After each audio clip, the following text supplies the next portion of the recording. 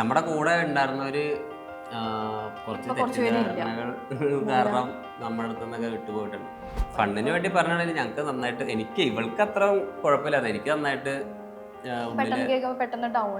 കമന്റിലൊക്കെ വന്നിട്ട് കുറെ എണ്ണം പറയും ഞാൻ പണിക്ക് അല്ലെ വേറെ വല്ല പണിക്കും പോയിക്കൂടറാ എന്നൊക്കെ പറഞ്ഞില്ലേ. കല്യാണം കഴിഞ്ഞപ്പോൾ നമുക്ക് അതിനുള്ളൊരു അവസരം കിട്ടിയപ്പോൾ നമ്മൾ ഒത്തിരി സ്ട്രഗിൾ ചെയ്തിട്ടുണ്ടായിരുന്നു.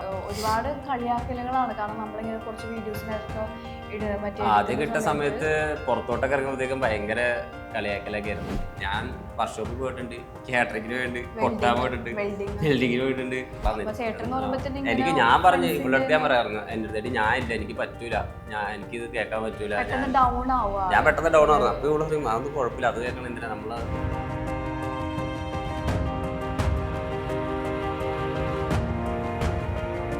അപ്പൊ വിഷ്ണുപ്രിയക്ക് വിമലിന് മുൻപ് വേറെ റിലേഷൻ ഉണ്ടായിരുന്നു. മറ്റേ ഇവിടെ ഈ കാക്കനാട് തന്നെ ഉള്ള ഒരാളുണ്ടായിരുന്നു. അത് ചെറിയ പ്രായത്തിലല്ലേ? ചെറിയ പ്രായത്തിലായിരുന്നു. അത് അങ്ങനെ അത്ര സീരിയസ് ഒന്നും അല്ലായിരുന്നു. സീരിയസ് ആയിട്ട് ഒരാളെ പ്രണയിച്ചിട്ടുള്ളൂ. അപ്പം നിങ്ങൾ പ്രണയിക്കുന്ന സമയത്ത് വീട്ടിൽ നല്ല സപ്പോർട്ടീവ് ആയിരുന്നു. വീട്ടിൽ ആരൊക്കെ ഉണ്ട്? എൻ്റെ വീട്ടിൽ അച്ഛനമ്മ, അനിയൻ. ഹസ്ബൻഡിന്റെ വീട്ടില് അച്ഛനമ്മ, ചേട്ടന്റെ വൈഫ്, പിള്ളേര്. അപ്പൊ അന്നേരം അച്ഛനും അമ്മയൊക്കെ എന്ത് ചെയ്യുക? അമ്മ ഹൗസ് വൈഫാണ്, അച്ഛൻ JCB ഡ്രൈവറാണ്. അപ്പൊ സ്വന്തമായിട്ട് JCB ഉണ്ടോ? ഉണ്ട്. അപ്പൊ JCB അച്ഛൻ ഓടിക്കുമായിരിക്കും? അച്ഛൻ ഓപ്പറേറ്റർ ഉണ്ട്, ഓപ്പറേറ്റർ വെച്ച് ഓടിക്കും. JCB ആളും മറ്റേ ഞങ്ങളെ റിലേഷൻഷിപ്പ് ആയ സമയത്ത് JCB ഒക്കെ JCB ഓടിക്കാൻ എങ്ങനെ ഭയങ്കര രസമാണോ? പിന്നെ നല്ല രസമാണ്, നല്ല ചൂടാ. 2 മാസത്തോളമൊക്കെ ആ ഒരു ഫീൽഡിൽ വർക്ക് ചെയ്തിട്ടുണ്ട്. JCB 2 മാസോ? 2 മാസോ? 2 വർഷം. വരാപ്പുഴ. അതല്ല, 2 മാസമാണ്, 2 വർഷമാണോ? ഒരു വർഷത്തോളം, 1-2 വർഷം.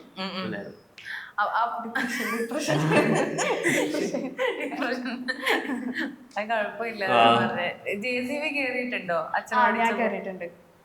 അപ്പൊ പിന്നെ എല്ലാവർക്കും ഇഷ്ടം JCB കയറാൻ. കുട്ടികൾക്കൊക്കെ ആകുന്ന സമയത്ത് JCB കാണാനും ഒക്കെ ഭയങ്കര ഇഷ്ടമാണല്ലോ. കൊറേ കേറിയിട്ടുണ്ടോ അതില്? കുറെ ചെറുപ്പത്തിലാണെപ്പോഴും ഞാൻ ഞാൻ ഒരു ദിവസം വർക്ക് ചെയ്യുന്നുണ്ട്. ഞാൻ അതായത് മാരേജിന് മുന്നേ ഞാൻ വർക്ക് ചെയ്തിട്ടുണ്ടായിരുന്നു.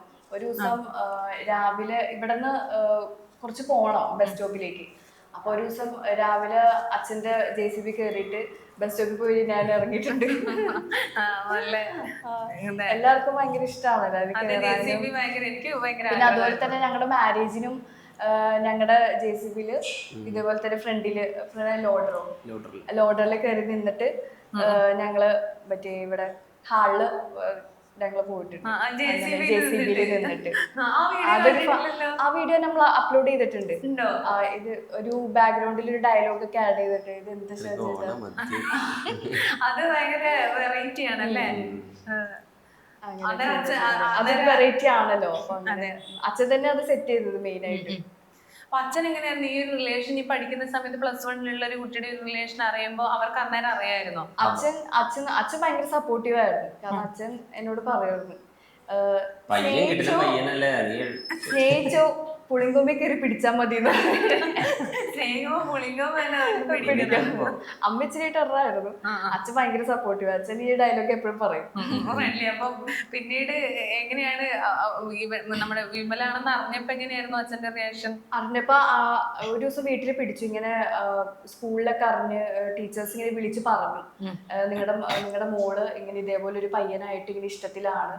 അപ്പൊ ചേട്ടനെ പറ്റി ഒരുപാട് കുറെ മോശമായിട്ടുള്ള കുറെ കാര്യങ്ങളൊക്കെ പറഞ്ഞു കൊടുത്ത ആള് ഭയങ്കര മോശമായിട്ടുള്ള അങ്ങനെ ഒന്നും പോവരുതെന്നൊക്കെ പറഞ്ഞ കുറെ പറഞ്ഞു. അപ്പൊ വീട്ടിൽ ഇത് അറിഞ്ഞപ്പോഴത്തേന് അച്ഛൻ നേരെ വിമൽ ചേട്ടന്റെ നമ്പർ വാങ്ങിച്ചിട്ട് നേരെ വിളിക്കുകയും ചെയ്തത്. വൈകി വീട്ടിൽ ചെന്ന് അപ്പൊ ഇവളുടെ അച്ഛൻ എന്നെ വിളിച്ചിട്ട് ചോദിച്ചു, എന്താ വിളിച്ചിട്ട് ഇങ്ങനെ കുറെ ഇങ്ങനെ പറഞ്ഞു, നീ എന്റെ പക്ഷെ ഇവളുടെ കാര്യം പറഞ്ഞിട്ട് എന്നെ കുറെ വഴക്ക് പറഞ്ഞു. ഇങ്ങനെ കൊണ്ടുപോയി ഞാൻ പറഞ്ഞു, അവളെ ഞാനാ കൊണ്ടുപോയ, അവളൊന്നും പറയണ്ട. അച്ഛൻ അന്നേരം പറഞ്ഞേ, എന്റെ വൈഫ് ഇവിടെ ആദ്യമോടുകൂടി മറ്റേ സിറ്റൗട്ടിൽ വെയിറ്റ് ചെയ്തോണ്ടിരിക്കണേ, എന്റെ കൊച്ചിനെ കണ്ടില്ല എന്ന് പറഞ്ഞിട്ടെന്നൊക്കെ പറഞ്ഞ ഭയങ്കര ഇതായിരുന്നു. ഞാനെല്ലാം കുറ്റം തലക്ക് ഏറ്റെടുത്തു, ഇവളെ സേഫ് ആക്കി. അത് കഴിഞ്ഞിട്ട് പിന്നെ അന്ന് കൊണ്ടുവിടാൻ പറ്റത്തില്ലേ. പിന്നെ ഒരു ദിവസം ഇതുപോലെ തന്നെ ബസ് ഇല്ലാണ്ട് മോറ്റ അപ്പൊ ആകെ എന്റെ നമ്പറാണ് ഇവിടെ ഉള്ളു. ഇവര് കാക്കനാടല്ലോ ഇവിടെ അല്ലേ, ഞാൻ മോറ്റ ആകെ എന്റെ നമ്പർ അവിടെ ഉള്ളു. അപ്പൊ ഇവളുടെ അച്ഛൻ തന്നെ എന്നെ വിളിച്ചു, വിമലെ ബസ്സില്ല, മോളെ ഒന്ന് ഇവിടെ അവിടെ വീട്ടിലല്ല, പകുതി വരെ വരാം. കാരണം ഒത്തിരി ഇരുട്ടായോണ്ടായിരുന്നു. ഒത്തിരി ദൂരം കൂടെ ആയതുകൊണ്ട് അവർക്ക് ഭയങ്കര ടെൻഷനായി പോയി. അപ്പൊ അവര് ഇങ്ങനെ പകുതി ദൂരം വരാം, അവര് പകുതി ദൂരം ആക്കുമെന്ന് പറഞ്ഞു. പകുതി ദൂരം കൊണ്ടേ കൊടുത്ത് ഞങ്ങൾ അവിടെ നിന്ന് കുറെ നേരം സംസാരിച്ചു. ഞങ്ങൾ രണ്ടുപേരും കുറെ നേരം സംസാരിച്ച് അങ്ങനെ പുള്ളിയായിട്ട് കുറച്ച് കമ്പനിയായി.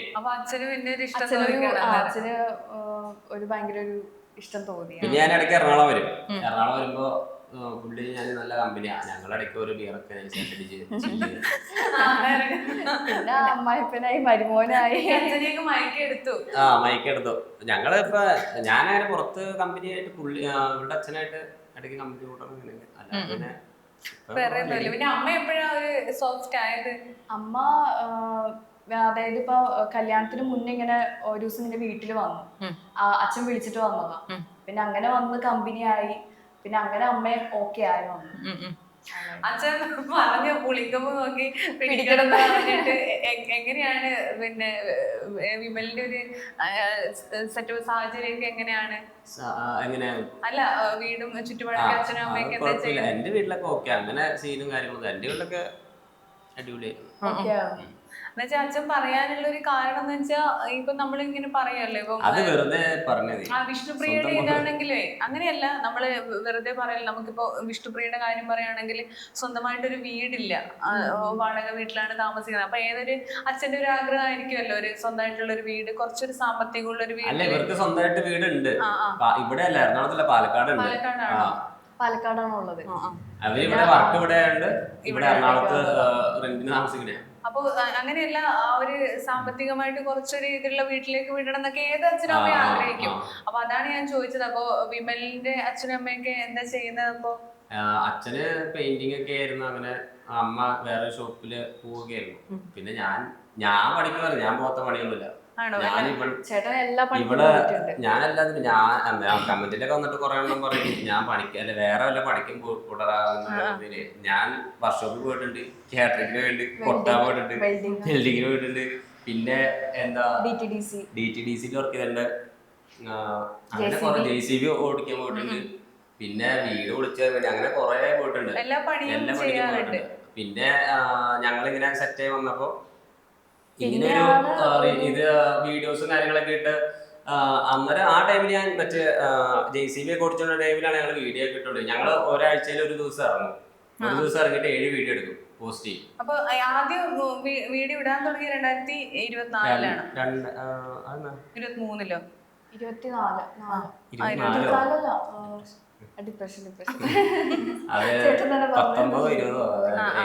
24 എന്നിട്ട് അങ്ങനെ റീച്ച് ആവുന്നപ്പോ പിന്നെ എങ്ങനെയാണ് വീഡിയോ ഇടുക? ഈ പണിയെടുക്കുന്ന JCBയുടെ പണിയുള്ള സമയം ഒരു ദിവസം ഇറങ്ങും, ഒരു ദിവസം ഇറങ്ങിയിട്ട് 7 വീഡിയോ എടുക്കും. ഒരു സൺഡേ ഇറങ്ങും, അല്ലാത്ത ദിവസം എനിക്ക് വർക്ക് ഉണ്ടാവും, ചേട്ടനും വർക്ക് ഉണ്ടാവും. അപ്പൊ സൺഡേ ഞങ്ങൾ ഇറങ്ങിയിട്ട് ആ ഒരു അടുത്ത ആഴ്ചയിൽ ഇടാനുള്ള 7 വീഡിയോസ് ഞങ്ങൾ ആ സൺഡേയിൽ നമ്മൾ എടുത്തു വെക്കും. എന്നിട്ട് ഓരോ ദിവസം പോസ്റ്റ് ചെയ്യും നമ്മൾ. അങ്ങനെ ചെയ്തുകൊണ്ടിരുന്നത്. അപ്പൊ എങ്ങനെയാണ് ഈ ഐഡിയ വന്നത്? ആരാണ് പറഞ്ഞത്? അതായത് നമുക്ക് ആദ്യം ഇങ്ങനത്തെ ഫോണും കാര്യങ്ങളൊന്നും ഇല്ലായിരുന്നു. ഇപ്പൊ എനിക്കാണെന്നുണ്ടെങ്കിലും ഒരു സാംസങ്ങിന്റെ ഒരു പഴയൊരു ഫോണായിരുന്നു. പിന്നെ ചേട്ടന് അതേപോലെ തന്നെ അങ്ങനെ തന്നെയായിരുന്നു. പിന്നെ ഞാൻ വർക്കിന് പോയപ്പോഴത്തേനും ഒരു ഐഫോൺ എടുത്തു. അപ്പൊ ജസ്റ്റ് ഒരു ഫണ്ടിന് വേണ്ടിയിട്ട് നമ്മൾ ആ ഒരു പേര് വെച്ചിട്ട് നമ്മൾ Instagram ID അതൊക്കെ സ്റ്റാർട്ട് ചെയ്തു. പിന്നെ പയ്യനെ ആ ഒരു ഫോൺ വെച്ച് ഓരോ വീഡിയോസ് ചെയ്യാൻ തുടങ്ങി 2022-ല്. പക്ഷെ എന്നിട്ട് പോലും നമുക്ക് അതിന് റീച്ച് ഉണ്ടായിരുന്നില്ല. നമ്മള് ഇങ്ങനെ ഫോട്ടോഷൂട്ട് ഒക്കെ ചെയ്യുമായിരുന്നു ആ ഒരു ടൈമില്. അപ്പൊ ആ ടൈമിൽ നമ്മളൊരു വീഡിയോ എടുത്തിട്ടുണ്ടായിരുന്നു. ഇങ്ങനെ എന്താണ് ഒരു വീഡിയോ എടുത്തിട്ടുണ്ടായിരുന്നു, ഒരു ബ്ലൂപ്പർ വീഡിയോ. അതാണ് ആദ്യമേ ക്ലിക്ക് ആയത്. ഞാനിങ്ങനെ നടന്നു വരുമ്പോഴത്തേനും എന്തോ ഓവറാളിയാന്ന് പറയാം. അതിപ്പോ ഇപ്പോഴും ഉണ്ടെന്ന് തോന്നുന്നു വീഡിയോ. എന്തോ ഓവറാളിയ അങ്ങനെ ഒരു വീഡിയോ അങ്ങനെ വൈറലായി. പിന്നെ ഞങ്ങൾ കണ്ടിന്യൂസ് വീഡിയോസ് ഇടാൻ തുടങ്ങി. പിന്നെ അതങ്ങനെ കയറി യൂട്യൂബ് ആ ടൈമിലല്ല, ഒരു കുറച്ച് കഴിഞ്ഞിട്ട് നമ്മൾ സ്റ്റാർട്ട് ചെയ്തത്. ഇൻസ്റ്റാഗ്രാമിൽ സ്റ്റാർട്ട് ചെയ്തപ്പോൾ കുറെ മെസ്സേജ് നമുക്ക് വരും, ഇങ്ങനെ യൂട്യൂബ് ഉണ്ടോ എന്നൊക്കെ ചോദിച്ച് കുറെ പേര് ഇങ്ങനെ മെസ്സേജ് അയക്കുള്ളൂ. അങ്ങനെ ഒരു ഇതിന് വേണ്ടിയിട്ടാണ് യൂട്യൂബും കൂടി സ്റ്റാർട്ട് ചെയ്തത്. പിന്നെ നമ്മൾ ഇൻസ്റ്റയിൽ ഇടുന്ന വീഡിയോസ് തന്നെ യൂട്യൂബിലും പോസ്റ്റ് ചെയ്യാനായിട്ട് തുടങ്ങി. പിന്നെ അത് അങ്ങനെ പയ്യനെ റീച്ചായി. പിന്നെ ഈ കൊളാബിലൂടെയാണോ ഇപ്പം വരുമാനം കിട്ടുന്നത് അതോ യൂട്യൂബിലൂടെയാണോ? നമുക്ക് യൂട്യൂബിലും കൊളാബിന്നും നമുക്ക് ഏർണിങ്സ് കിട്ടുന്നുണ്ട്. എല്ലാ മാസവും നമുക്കിങ്ങനെ ഒരു ജോലിയാകുമ്പോൾ നമുക്ക് ഇങ്ങനെ ഈ മാസം ഇത്ര കിട്ടുമെന്ന് ഉറപ്പിക്കാൻ പറ്റും. നമ്മൾ കണ്ടന്റ് ഇട്ടാൽ മാത്രമേ യൂട്യൂബിൽ നിന്നൊക്കെ കിട്ടുള്ളൂ. അങ്ങനെ അതൊരു അനിശ്ചിതത്വം ഉണ്ടാവാറുണ്ടോ? അങ്ങനെ ഇല്ല, നമ്മള് വീഡിയോ ഇടാറുണ്ടല്ലോ, എന്തായാലും വീഡിയോ ഇടും. അതിന് നമുക്ക് ഏത് വീഡിയോ ആണ് ക്ലിക്ക് ആവുന്നതെന്ന് നമുക്ക് പറയാൻ പറ്റില്ല. ചിലപ്പോ ഒരു വീഡിയോ മില്യനൊക്കെ അടിച്ചു പോയി കഴിഞ്ഞിട്ടുണ്ടെങ്കിൽ അത്യാവശ്യം നല്ല ഡോളറും കാര്യങ്ങളൊക്കെ നമുക്ക് കിട്ടും. പിന്നെ കൂടുതലും നമുക്ക് ഏർണിങ്സ് കിട്ടുന്നത് ഇൻസ്റ്റഗ്രാമിലൂടെയാണ്. നമുക്ക് ഈ കൊളാബിന്റെ പറഞ്ഞപ്പോഴാണ് ഞാൻ ഒരു ഭയങ്കര റിയാക്ഷൻ വീഡിയോ ചെയ്തൊരു ഞാൻ കണ്ടായിരുന്നു ചെയ്തത്. ശരിക്കും അതന്നെ ഞാനും അതിൽ കമന്റ് ഇട്ടിട്ടുണ്ടായിരുന്നു. ഫോറെവർ എന്ന് പറഞ്ഞിട്ടുള്ള കമ്പനിയുടെയാണ് നിങ്ങൾ ചെയ്തിട്ടുണ്ടായിരുന്നത്. അപ്പൊ അത് ശരിക്കും പറഞ്ഞാൽ ഒരു ആൾക്കാർ അതിൽ ചേർന്നാൽ മാത്രമാണ്, നമ്മൾ പ്രൊഡക്റ്റ് വാങ്ങിയാൽ മാത്രമാണ് ശരിക്കും പറഞ്ഞാൽ ആൾക്കാർ ഇങ്ങനെ ചേർത്താൽ മാത്രമേ നമുക്ക് അതിൽ പൈസ കിട്ടുള്ളൂ. അപ്പൊ അത് ഒരുപാട് പേര് സത്യം പറഞ്ഞാൽ അതിൽ കുടുങ്ങാനുള്ള ഒരു സാഹചര്യം ഉണ്ട്. അപ്പൊ നിങ്ങൾ അങ്ങനെ നോക്കിയിട്ടും കൂടി കൊളാബ് ചെയ്യാറുണ്ടോ? അതൊന്നും അറിയാതെയാണോ അങ്ങനെ ചെയ്യുന്നത്? ഇല്ല, ഓൾറെഡി ഈ ഫോറെവറിനെ പറ്റിയിട്ട് ഞാനും കൂടി ജോയിൻ ചെയ്തിട്ടുണ്ട് അവരുടെ ഒരു ക്ലാസ്സിലൊക്കെ. അപ്പൊ ഒരു ദിവസം ഞാൻ ചേട്ടനോട് തന്നെ പറഞ്ഞു, ഞാൻ ഇങ്ങനെ ഒരു ഓൺലൈനായിട്ട് ഇങ്ങനെ ചേർന്നിട്ടുണ്ട്. അപ്പൊ അവര് ഓരോ ക്ലാസ്സസ് തരും. ആ ക്ലാസ്സിനനുസരിച്ചാണ് നമ്മൾ അടുത്ത സ്റ്റെപ്പായിട്ട് നമ്മൾ പോകുന്നത്. അപ്പൊ അതിലൂടെ നമുക്ക് മനസ്സിലാക്കാം, നമുക്ക് ഇഷ്ടമുണ്ടെങ്കിൽ താല്പര്യം ഉണ്ടെങ്കിൽ നമുക്ക് ജോയിൻ ചെയ്താൽ മതി. പക്ഷെ ഞാൻ 28,000 രൂപ കൊടുത്ത ഒരാളായിരുന്നു. ആണോ? അപ്പം ഞാൻ അതാ പറഞ്ഞത്, ഇപ്പോഴും കടമായിട്ട് ഞാൻ അതിൽ ചേർന്നാണ്. ഇപ്പോഴും അത് കൊടുത്തിട്ടില്ല. പക്ഷെ വേറെ അതിൽ ഞാൻ പറയുന്ന വെച്ചാൽ ഒരുപാട് പേര് കുടുങ്ങിയവരുണ്ട്. എന്ന് വെച്ചാൽ 5ാമത്തെ ആ ഒരു ക്ലാസ് കഴിഞ്ഞ് അവർ നമ്മളെ കൊണ്ടത് ചേർപ്പിക്കും. നമ്മളെ മെന്റലി ഭയങ്കരമായിട്ട് ഇങ്ങനെ അത് ചേരണം എന്നുള്ള ഒരു ഇത് നമ്മുടെ മൈൻഡിൽ അവർ കുത്തിവെക്കും. അപ്പൊ അതാ ഞാൻ പറഞ്ഞത്. അപ്പം പിന്നീട് അത് തുടർന്നായിരുന്നോ? പിന്നീട് ഇങ്ങനെ ഒരു പ്രൊഡക്റ്റ് വാങ്ങണം എന്ന് പറഞ്ഞപ്പോഴത്തേക്കും പിന്നെ ഞാൻ അവിടെ കൊണ്ട് സ്റ്റോപ്പ് ചെയ്തു. 28,000 രൂപയാണ് ആ പ്രൊഡക്റ്റിന്. അപ്പൊ ഞാൻ അവിടെ കൊണ്ട് സ്റ്റോപ്പ് ചെയ്തു. പിന്നെ ഞാൻ അതിലോട്ട് ജോയിൻ ചെയ്തില്ല. നമുക്ക് എന്ന് വെച്ചാൽ നമുക്ക് താല്പര്യം ഉണ്ടെങ്കിൽ മാത്രം ജോയിൻ ചെയ്താൽ മതി. അവര് നിർബന്ധിക്കുന്നില്ല. അവരുടെ ക്ലാസ്സും കാര്യങ്ങളൊക്കെ കേട്ട് അത് ഓക്കെ ആണെന്നുണ്ടെങ്കിൽ നമ്മൾ ജോയിൻ ചെയ്താൽ മതി. അത് കഴിഞ്ഞിട്ട് ഒരുപാട് നെഗറ്റീവ് ഈ റിയാക്ഷൻ വീഡിയോ വന്നപ്പോ ഉണ്ടായിട്ടുണ്ടോ? നെഗറ്റീവുകൾ വന്നായിരുന്നോ?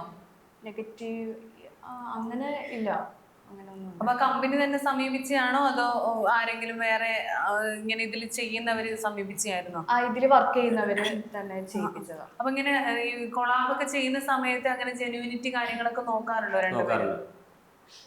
അപ്പൊ അങ്ങനെ പൈസ നോക്കാതെ ശരിക്കും പറഞ്ഞാൽ നല്ല കണ്ടന്റ് ആണെങ്കിൽ മാത്രമാണോ ചെയ്യാറുള്ളൂ? അല്ല, നമുക്ക് കുറെ നമ്മള് പകുതി ചെയ്യുന്നില്ല, എന്തോരം ചെയ്യാതെ.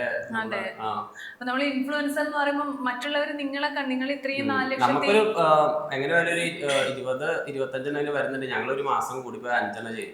അതാ പറഞ്ഞ പൈസയാണ് നമ്മൾ നോക്കുന്നതെങ്കിൽ പൈസയാണ് ചെയ്യണമെങ്കിൽ ഞങ്ങൾക്ക് ഫുള്ള് ഇട്ട് കഴിഞ്ഞാൽ ഞങ്ങൾക്ക് മാസം എങ്ങനെ ഒരു 10-20 ചെയ്യാം. അതെ അതെ. പക്ഷെ ഞങ്ങള് ഒരു 5 മാക്സിമം പ്രൊഫൈൽ എടുത്തേക്ക് നമ്മളൊരു 5 കൂടുതൽ ചെയ്യാറില്ല.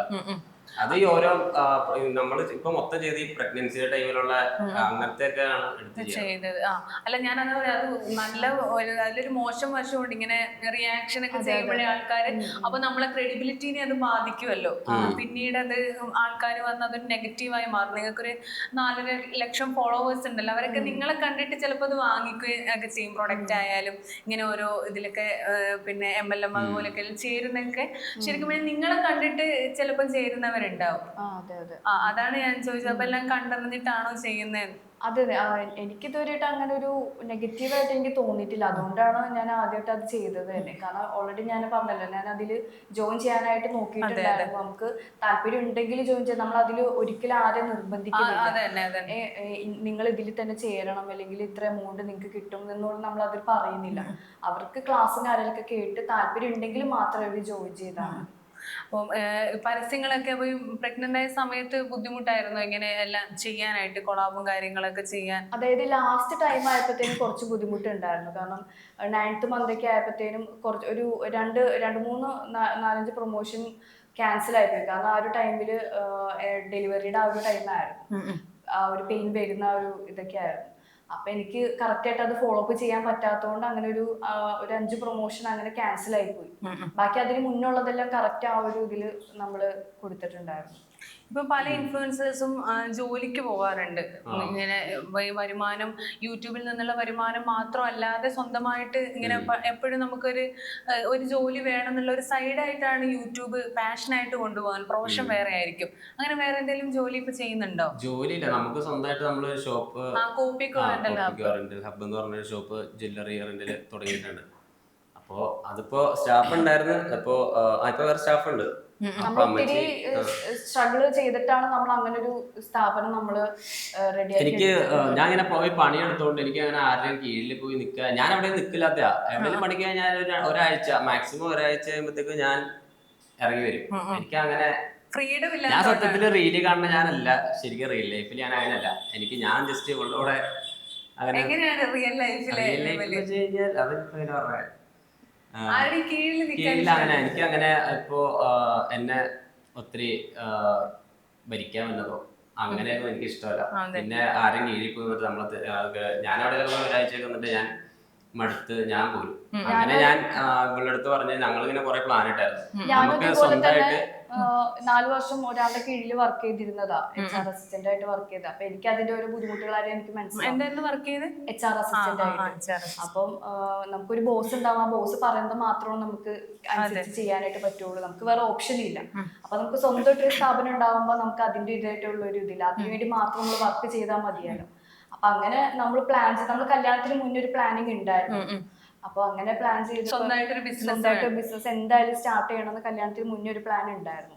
കല്യാണം കഴിഞ്ഞപ്പോ നമുക്ക് അതിനുള്ളൊരു അവസരം കിട്ടിയപ്പോ നമ്മള് ഒത്തിരി സ്ട്രഗിൾ ചെയ്തിട്ടുണ്ടായിരുന്നു. എന്തൊക്കെയായിരുന്നു ഈ കോപ്പിക്കോ റെന്റൽ ഹബ് എന്ന് പറഞ്ഞിട്ടുള്ള ആ ഒരു സ്ഥാപനം തുടങ്ങാൻ അതിന് മുന്നുള്ള ഒരു ബുദ്ധിമുട്ടുണ്ടാവുമല്ലോ, അതെന്തൊക്കെയായിരുന്നു നിങ്ങൾ ഫേസ് ചെയ്ത ഒരു സ്ട്രഗിൾസ്? ഞങ്ങള് മുംബൈയിലായിരുന്നു പോയത്. പിന്നെ ഇതിനെ തുടങ്ങാനായിട്ട് നമ്മൾ സ്റ്റാർട്ട് ചെയ്തപ്പോ നമ്മൾ വിചാരിച്ചൊരു എമൗണ്ടിൽ ഇത് നിന്നില്ലായിരുന്നു. അത്യാവശ്യം നല്ലൊരു എമൗണ്ട് കടന്നുപോയി. സ്റ്റോക്ക് എടുക്കാൻ പോയപ്പോഴായാലും അവിടെ സ്റ്റേക്കും പിന്നെ അവിടെ ഞങ്ങളൊരു 5 പേരാണ് പോയത്. അപ്പൊ അവിടെ പോയപ്പോ റൂമും കാര്യങ്ങളൊക്കെ എടുത്ത നമ്മള് 4 ദിവസം അവിടെ സ്റ്റേ ചെയ്തിട്ടാ വന്നേ. അപ്പൊ അങ്ങനെ കുറെ നമ്മൾ വിചാരിച്ചതിനേക്കാളും കൂടുതൽ സ്റ്റോക്ക് അവിടെ ചെല്ലുമ്പോ നമ്മൾ ഉദ്ദേശിച്ച റേറ്റ് ഒന്നും അല്ലായിരുന്നു. വില കുറവെന്ന് വെച്ച് കഴിഞ്ഞാൽ നമ്മൾ അത്രയും പ്രീമിയം ക്വാളിറ്റിയിലുള്ള സാധനം, നമ്മള് റെന്റിലാണല്ലോ. നമ്മളല്ല പ്രീമിയം ക്വാളിറ്റിയിലുള്ള സാധനം എടുക്കുമ്പോ റേറ്റ് കുറവുള്ളുണ്ട്. അപ്പൊ നമ്മളത് കൊണ്ടുവന്ന് കഴിഞ്ഞാൽ മാക്സിമം നമുക്കൊരു 1-2 ഒക്കെ കൊടുക്കാൻ പറ്റും. അപ്പോ കാണാനും അത്യാവശ്യം നല്ല പ്രീമിയം ആയിട്ടുള്ള സാധനം എടുക്കുമ്പോൾ നല്ല ഫണ്ട് വരും. അന്നേരം അവിടെ നിൽക്കുമ്പോൾ ഇവിടെ ഇന്റീരിയലിന്റെ വർക്ക് നടന്നുകൊണ്ടിരിക്കുക. അപ്പോൾ രണ്ടും കൂടെ മെയിൻറ്റെയിൻ ചെയ്യാൻ പറ്റില്ല. കാരണം അവിടെ നമ്മൾ വിചാരിച്ചതിൻ്റെ ഇരട്ടി ഫണ്ടായി, കൊണ്ടുപോയ ഫണ്ടും അതിൻ്റെ ഇരട്ടിയായി. അപ്പം ഞാൻ ഇവിടെ നിന്ന് വേറെ ആൾക്കാരെയൊക്കെ വിളിച്ച് അറേഞ്ച് ചെയ്തത്. നമുക്ക് എന്തായാലും പോയതാ. അപ്പോൾ നമുക്ക് ആവശ്യമുള്ള സ്റ്റോക്ക് എടുത്തിട്ടുണ്ടല്ലോ. അപ്പോൾ അങ്ങനെ അതിൻ്റെ കാര്യത്തിൽ കുറേ പ്രശ്നങ്ങളുണ്ടായിരുന്നു. പിന്നെ ഇവിടെ വന്നപ്പോഴും പിന്നെ കുറേ ഫണ്ടിൻ്റെ വന്നു. പിന്നെ അവിടെ അന്നേരം 5 മാസം പ്രഗ്നൻ്റ് ആയിട്ടിരിക്കുമായിരുന്നു. അന്നേരമാണ് ഞങ്ങൾ പോണത്. പിന്നെ ഇവിടെ ഇത്ര ദൂരം. അപ്പൊ ഇങ്ങനെ നമ്മള് രാവിലെ ഒരു 9 മണിയാകുമ്പോ നമ്മള് ഇതിനു വേണ്ടി ഇറങ്ങും. 8 മണിക്ക് എണീറ്റ് റെഡി ആയി 9 മണിയാകുമ്പോ ഇറങ്ങും. പിന്നെ നമ്മള് റൂമിലിട്ട് തന്നെ രാത്രി ഒരു 9 മണിയൊക്കെ ആകുമ്പോളാ. അതുവരെ ഇവളെ നോക്കണം. ഇവളെ മറ്റേ ക്ഷീണിച്ച് ഭയങ്കര ഇതായി പോലും. അപ്പൊ അങ്ങനെ കയറി നമ്മള് രാവിലെ ഇറങ്ങിക്കഴിഞ്ഞാൽ ഒരു രാത്രിയൊക്കെ ആവും. കാരണം റൂമിലേക്ക് തിരിച്ചു വരാനും. പിന്നെ റൂമിന്റെ സ്റ്റെയർകേസ് എന്ന് പറയുന്നത് അതെ, അവിടെ പോയിട്ട് എല്ലാത്തിനും നമ്മുടെ ഒരു ഫ്രണ്ടിന്റെ റൂം ഉണ്ടായിരുന്നു. അപ്പൊ അങ്ങനെ കണക്ട് ചെയ്ത് പോയതാ. അവിടെ ചെന്ന് കഴിഞ്ഞപ്പോ ലിഫ്റ്റ് ഒന്നുമില്ല. 6 പടി കയറി മോളിൽ ചെല്ലണം. അത് 5ാം മാസത്തിൽ അങ്ങനെ കയറി പോയി. 5ാം മാസത്തിൽ അങ്ങനെയൊക്കെ പോയാണ് ഞങ്ങള് ഭയങ്കര കഷ്ടപ്പെട്ട തുടങ്ങിയത്. അതെ. അപ്പൊ അങ്ങനെ ഒരു സ്ഥാപനം മൂവാറ്റുപുഴ ടൗണിൽ തന്നെയാണ് മെയിൻ. മൂവാറ്റുപുഴ കച്ചേരിത്താഴം ജംഗ്ഷനിൽ തന്നെ. അപ്പൊ നിങ്ങളിങ്ങനെ കാണുമ്പോ ഒരു അഭിമാന നിമിഷം ഉണ്ടാവല്ലോ, നിങ്ങൾ ഇത്രയും കാലം സ്വപ്നം കണ്ട. ശരിക്കും ഭയങ്കര അത് ഇപ്പൊ ദൂരെന്ന് വെച്ച് കഴിഞ്ഞാൽ ആ ബോർഡ് കാണുമ്പോ തന്നെ നമുക്കൊരു ഉള്ളിൽ നിന്ന് ഒരു പ്രത്യേക ഒരു സന്തോഷമാണ്. കാരണം അത്രയും നമ്മൾ സ്ട്രഗിൾ ചെയ്തിട്ട് ചെയ്തൊരു ഇതാണ്. അപ്പൊ നമുക്ക് ദൂരെ നിന്ന് കാണുമ്പോ ഭയങ്കര ഒരു മനസ്സിനൊക്കെ ഒരു ഭയങ്കര സന്തോഷമാണ്. ഐഡിയ ശരിക്കും അമ്മച്ചിയുടെ അമ്മ ഇങ്ങനത്തെ ഒരു ഷോപ്പിലൊക്കെ പോയിക്കൊണ്ടിരുന്നത്. അപ്പൊ അമ്മയുടെ ഐഡിയ ആയിരുന്നു. അപ്പൊ ഞാൻ എന്റെ ഐഡിയ എന്ന് വെച്ച് കഴിഞ്ഞാൽ മറ്റേ ഡ്രസ്സിന്റെ ഷോപ്പ് ഇടണമെന്നായിരുന്നു. പിന്നെ ഇതാകുമ്പോ പിന്നെ ഇടയ്ക്കിടയ്ക്ക് മറ്റേ പർച്ചേസിന് അങ്ങനെ ഇടയ്ക്കിടയ്ക്ക് പോകണ്ടല്ലോ. ഡ്രസ്സാകുമ്പോൾ നമുക്ക് തന്നെ അപ്ഡേറ്റ് ചെയ്തുകൊണ്ടിരിക്കുള്ളൂ. അപ്പൊ അങ്ങനെ അമ്മയുടെ ഐഡിയ അത് തുടങ്ങിയതാ. എന്തായാലും അടിപൊളിയായിട്ട് ഓൾറെഡി ഒരു 3 മാസം അതിൽ വർക്ക് ചെയ്തിട്ടുണ്ടായിരുന്നു. അപ്പൊ ആൾക്ക് അറിയാം എല്ലാ കാര്യങ്ങളും. എങ്ങനെയാണ് വീട് ചെയ്യേണ്ടത്. കച്ചവടമൊക്കെ എങ്ങനെയാണ്? അത് എല്ലാം അടിപൊളിയായിട്ട് പോകണം. എല്ലാം നമ്മുടെ വീഡിയോസ് കണ്ട് കുറെ പേര് കുറെ സ്ഥലത്തു നിന്ന് വരുന്നുണ്ട്. ബ്രൈഡ്സ് ഒക്കെ വരുന്നുണ്ടോ? ബ്രൈഡ്സ് ഒക്കെ വരുന്നുണ്ട്, ബ്രൈഡ്സ് മെയ്ഡ് വരുന്നുണ്ട്. കുഴപ്പമില്ല, അങ്ങനെ പോകുന്നു. ഞാൻ ചോദിക്കുകയാണെങ്കിൽ ഏറ്റവും ഈ സ്റ്റാർട്ടിങ് എത്ര മുതലുള്ളത് ഉണ്ടാവും? സ്റ്റാർട്ടിങ് നമുക്കൊരു എങ്ങനെ എന്താണ് അല്ല, എമൗണ്ട് സ്റ്റാർട്ട് ചെയ്യുന്നത് നമുക്ക് സ്റ്റാർട്ട് നമുക്കിപ്പോ സ്റ്റാർട്ടിങ് ആയതുകൊണ്ട് നമുക്ക് ഒത്തിരി നമുക്ക് റേറ്റ് നമ്മൾ പറയാറില്ല. എല്ലാം അത്യാവശ്യം റേറ്റ് കുറച്ചാണ് നമ്മള് ഇടുള്ളൂ. എന്നാലും 2000 3000 അങ്ങനെയാണോ? ആ ഒരു സെറ്റിന് എന്ന് വെച്ചാൽ ഇപ്പൊ ഒരു എൻഗേജ്മെന്റിനൊക്കെ ആണെന്നുണ്ടെങ്കിൽ നമുക്ക് അത്രയും റേഞ്ച് വരില്ല. നമുക്ക് സ്റ്റാർട്ടിങ് റെന്റ് ഇപ്പോ ഓരോ ലെയർ മാലയൊക്കെ അങ്ങനെയൊക്കെ ഒരു 200 തൊട്ട് സ്റ്റാർട്ടിങ് സ്റ്റാർട്ടിങ് 200 തൊട്ടുണ്ട്. അപ്പൊ ഒരു സാധാരണക്കാരായ ആൾക്കാർക്കും വരാൻ പറ്റിയ കടയാണ്. നമ്മുടെ എറണാകുളത്തൊക്കെ ഒന്ന് എടുക്കുമ്പോ എന്ന് വെച്ചാൽ നമ്മുടെ അവിടുത്തെ ഒരു സെറ്റ് ഒക്കെ നമ്മുടെ കൊടുക്കണ 2000 ആ റേഞ്ച് ആണെങ്കിൽ ഇവൾക്കൊക്കെ അല്ലാണ്ട് വേറെ എടുത്തായിരുന്നു മറ്റേ വെഡിങ്ങിനൊക്കെ വേറെ. അപ്പോ 6000 ആ ഒരു റേഞ്ചിലായിട്ടൊക്കെ പോയായിരുന്നു. കസ്റ്റമേഴ്സ് ആണെന്നുണ്ടെങ്കിലും അങ്ങനെ അതായത് അവിടെ ഒരു കളക്ഷൻ കണ്ടിട്ട് അവിടുന്ന് ബുക്ക് ചെയ്തിട്ട് അത്രയും നല്ലൊരു എമൗണ്ടിന് ബുക്ക് ചെയ്തിട്ട് പിന്നെ നമ്മുടെ അവിടെ വന്നിട്ട് അത് ക്യാൻസൽ ചെയ്തിട്ട് നമ്മളോട് ബുക്ക് ചെയ്തവരുണ്ട്. കാരണം അത്രയും സെയിം സാധനം ഇവിടെ എറണാകുളത്ത് 4000 രൂപയ്ക്ക് ബുക്ക് ചെയ്ത് ഇവര് വന്നപ്പോ നമ്മുടെ അവിടെ വന്നപ്പോ റേറ്റ് കുറവാ. എന്നിട്ട് അവര് അവിടെ കൊടുത്ത അഡ്വാൻസ് വരെ വേണ്ടെന്ന് വെച്ചിട്ട് നമ്മുടെ അവിടെ നിന്ന് ബുക്ക് ചെയ്ത് നമുക്ക് അവിടെ അങ്ങനെ കുറച്ച് കൊടുക്കണമെന്ന് വെച്ചാൽ നമുക്കവിടെ മൂവാറ്റുപുഴ ഇവിടത്തെ പോലെ അല്ല, റെന്റും കാര്യങ്ങളൊക്കെ വലിയതായിട്ടില്ല. പിന്നെ നമ്മള് ഒരു ബിസിനസ് പ്ലസ് ഒരു എന്താ പറയാ ആൾക്കാരുടെ ഒരു മൈൻഡ് കൂടെ നോക്കിയിട്ട് നമ്മൾ ചെയ്യാറുള്ളൂ, അല്ലാണ്ട് അതിനെ ഓവറായിട്ടൊന്നും ചെയ്യാറില്ല. ഇപ്പൊ നിങ്ങളുടെ ലൈഫിൽ ഏറ്റവും കൂടുതൽ സന്തോഷിക്കുന്ന എന്തോർത്തിട്ടാണ് ശരിക്കും? ഇപ്പൊ സന്തോഷം എന്ന് പറഞ്ഞു കഴിഞ്ഞാൽ ബേബിനെ ഓർത്തിട്ടാണ്. അതാണ് ലൈഫിൽ ഏറ്റവും കൂടുതൽ മിസ് ചെയ്യുന്ന എന്തെങ്കിലും കാര്യമുണ്ടോ? ഇപ്പൊ ഓർക്കുമ്പോഴായാലും നിങ്ങൾ ആരെങ്കിലും കുറ്റപ്പെടുത്തിയവരൊക്കെ ഉണ്ടോ ലൈഫിൽ? ഇങ്ങനെ നിങ്ങൾ മിസ് ചെയ്യണ ഒരാളെന്ന് വെച്ചാൽ ഞങ്ങള് ശരിക്കും പറഞ്ഞ ഇവിടം വരെ എത്താൻ കാരണം വെച്ചാൽ നമ്മളെ ഒരു വീഡിയോ ഒക്കെ എടുക്കാൻ നേരത്തെ എടുത്തുകൊണ്ട് കുറെ ആൾക്കാർ നമ്മളെ കളിയാക്കുമായിരുന്നു. നമ്മുടെ കൂടെ ഒരു വീഡിയോ എടുക്കാൻ ഞങ്ങൾ കുറെ വിളിച്ചിട്ടുണ്ട്, എടാ ഫ്രീ ആണോ ഒന്ന് വരാമോ, വീഡിയോ എടുക്കാൻ വരാമോ. അപ്പൊ ഇമാരൊക്കെ നമ്മൾ ഒഴിവാക്കുമായിരുന്നു. നമ്മൾ അന്ന് തുടങ്ങിയെന്ന് വെച്ചാൽ തുടങ്ങി ഇങ്ങനെ വന്നോണ്ടിരിക്കും. അപ്പൊ അന്നേരം അറിയാം, ആൾക്കാർക്ക് അറിയാം, അന്നേരം കുറച്ച് വൈറലൊക്കെ ആയിട്ട് വരും. അപ്പൊ ഉമ്മാർക്കൊക്കെ എന്തൊരു ഇതുപോലെ നമ്മുടെ കൂടെ വന്ന് വീഡിയോ എടുക്കുക. അപ്പോൾ അത് കഴിഞ്ഞിട്ട് നമുക്കൊരു എൻ്റെ ഒരു ഫ്രണ്ട് ഉണ്ടായിരുന്നു, ആഷിൻ എന്ന് പറയുന്നത്. അപ്പൊ അവൻ ഞങ്ങളുടെ കൂടെ വന്ന് ഈ 7 വീഡിയോ എടുത്ത് എല്ലാം കഴിഞ്ഞ് പുള്ളി എല്ലാം കഴിഞ്ഞിട്ടേ പോകുള്ളൂ. ഞങ്ങളുടെ കൂടെ എല്ലാത്തിനും ഞങ്ങൾ എവിടെ പോകണം, ഞങ്ങള് ട്രിപ്പിൽ എവിടെയും പോയി പ്രൊമോഷന് പോകണോ എവിടെയാണ് എല്ലായിടത്തും വരും. അങ്ങനെ വന്നോണ്ടിരുന്ന ഒരുത്തനാ. അപ്പൊ അവനാണ് മിസ് ചെയ്യാൻ. അവൻ സൂയിസൈഡ് ചെയ്തു ഒരു 2-3 മാസം 3-4 മാസം. എന്തായിരുന്നു പറ്റിയ? അതെന്താ സംഭവം?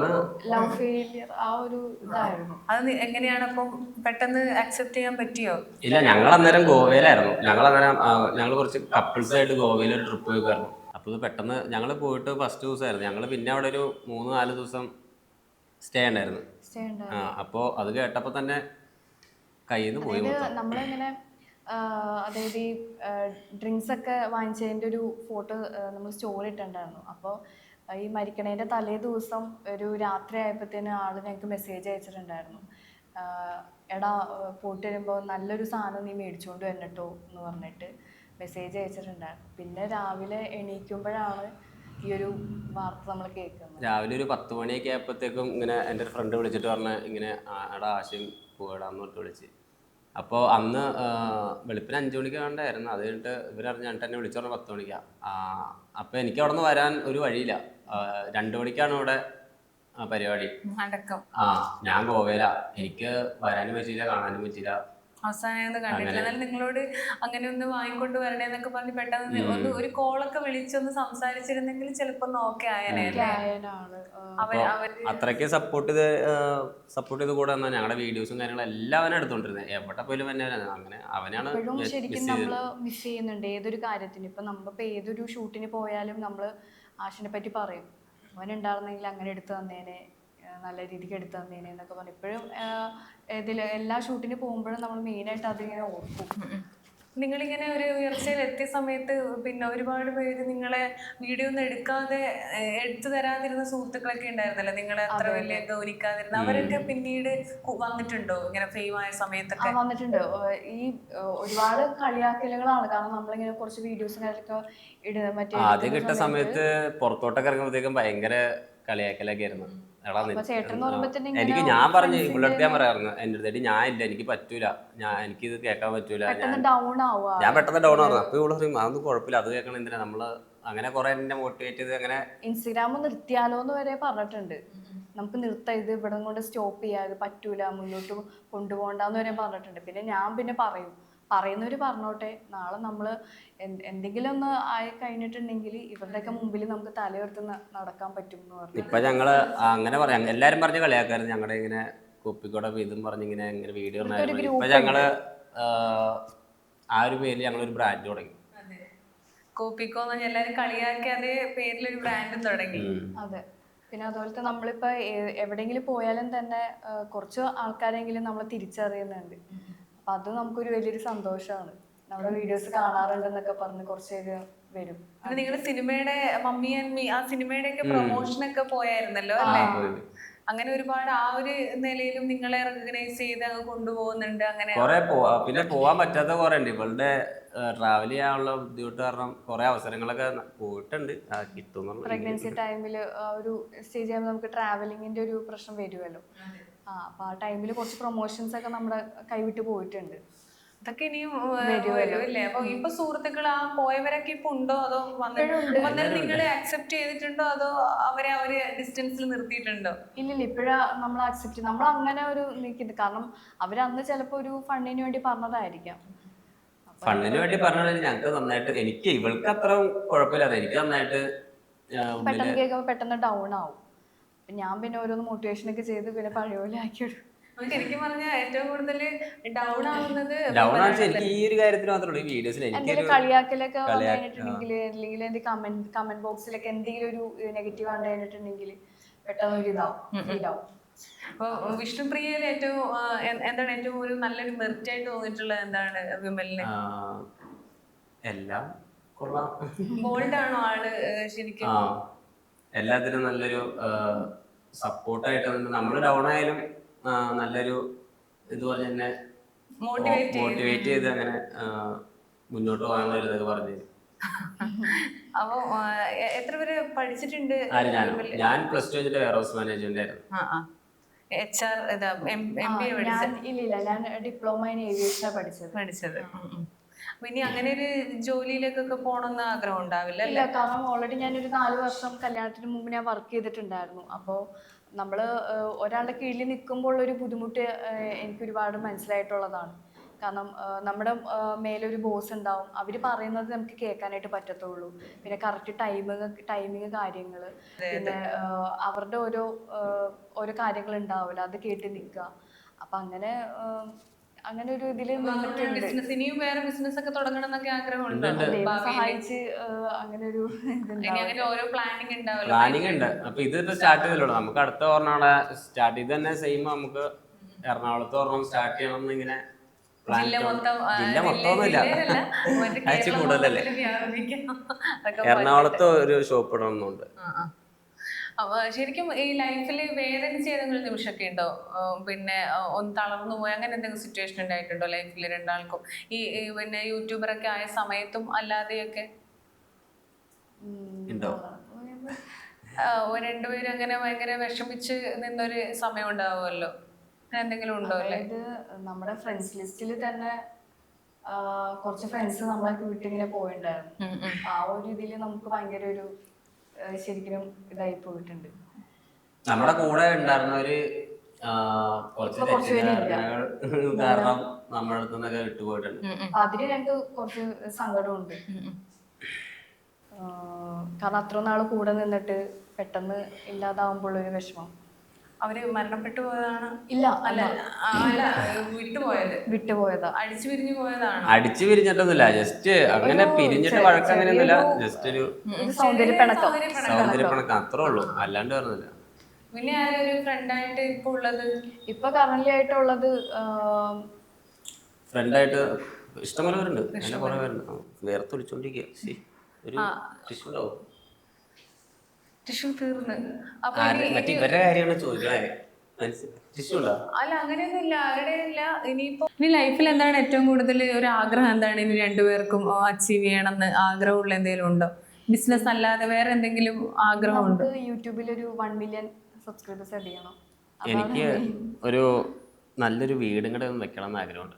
ഇപ്പോൾ വീടുണ്ട്, ഓൾറെഡി നമുക്ക് മറ്റൊരു വീടുണ്ട്, പക്ഷേ ഒരു പുതിയൊരു വീട്, അതാണ് എൻ്റെ ഇപ്പോഴത്തെ ഒരു സ്വപ്നം. ഇപ്പം ഈ കോപ്പിക്കോന്റെ കാര്യം പറഞ്ഞല്ലോ, അത് ശരിക്കും നിങ്ങളുടെ സ്വന്തമായിട്ടുള്ള വരുമാനത്തിൽ നിന്നാണോ അതോ നമ്മൾ എന്താ പറയാ കുറച്ച് പൈസയൊക്കെ കടമെടുത്തിട്ടുണ്ടോ?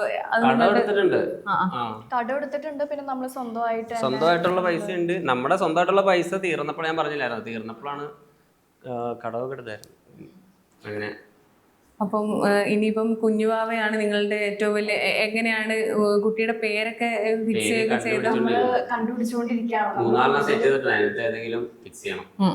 ഇങ്ങനെ ഇതൊക്കെ ന്യൂമറോളജി ഒക്കെ നോക്കിയിട്ടാണോ? ഇല്ല, നമ്മുടെ ഫസ്റ്റ് ലെറ്റർ വി ആണ്, വിഷ്ണുപ്രിയ വിമൽ. അപ്പൊ വി വെച്ചിട്ട് തന്നെയാണ് ആൾക്ക് ഇടാനായിട്ട് നമ്മൾ പ്ലാൻ ചെയ്തേക്കുന്നത്. ഗ്രാൻഡ് ആയിട്ട് പരിപാടിയൊക്കെ നടത്താൻ ആഗ്രഹിക്കുന്നുണ്ട്. 28 വരുന്നുണ്ട്, അത് ജസ്റ്റ് സിമ്പിൾ ആയിട്ട്. പിന്നെ അത് കഴിഞ്ഞിട്ട് 56-ന് പേരിട ചടങ്ങൊക്കെ ആയിട്ട് വലിയ ഫംഗ്ഷൻ പോലെ നടത്താനാണ് പ്ലാൻ. കുട്ടി ഇങ്ങനെ കഷ്ടപ്പാട് അറിഞ്ഞ് വളർത്തോ അതോ ഭയങ്കരമായിട്ട് എല്ലാം പറയുന്നതൊക്കെ പെട്ടെന്ന് വാങ്ങിക്കൊടുത്ത്?